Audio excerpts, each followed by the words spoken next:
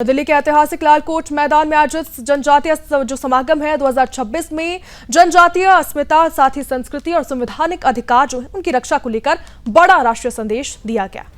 भगवान बिरसा मुंडा की 150वीं जयंती वर्ष के अवसर पर आयोजित इस कार्यक्रम में देश भर से हजारों जनजातीय समाज के लोग शामिल हुए।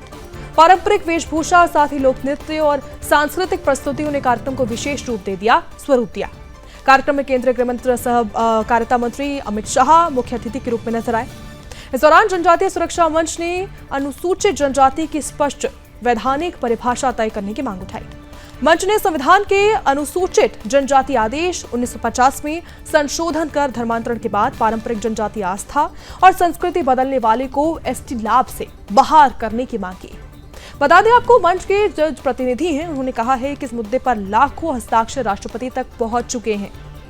प्रतिनिधिमंडल जो है उसने प्रधानमंत्री नरेंद्र मोदी और राष्ट्रपति द्रौपदी मुर्मू से मुलाकात की कर जल्द ही फैसले की मांग की है, फैसला लिए जाने की मांग की।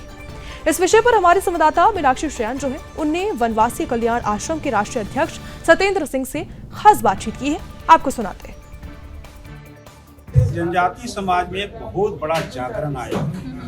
अब जनजाति समाज अब अपने समाज का नेतृत्व करने के लिए आगे बढ़ चुका है। यानी पहले जो भोला भाला समझ करके उनको लोग धोखे से धर्मांतरित करना या कुछ करना ऐसा चलता था ना, आज जनजाति समाज जाग चुका है। तो जो प्रोग्राम आपने किया है या जो प्रेस कॉन्फ्रेंस आप कर रहे हैं लगातार, उसके बाद से धर्मांतरण रुका है? नहीं, अभी तो चल ही रहा है, लेकिन इस पर तो प्रभाव पड़ा है, एकदम प्रभाव पड़ा है। हाँ, कम हुआ और भी कम देखने में ये आया है कि सर जहाँ पर बीजेपी सरकार नहीं है वहाँ पर धर्मांतरण ज्यादा होता है। हाँ, ये तो कुछ न कुछ है। वहाँ पर पब्लिक और जनता पर भी निर्भर है।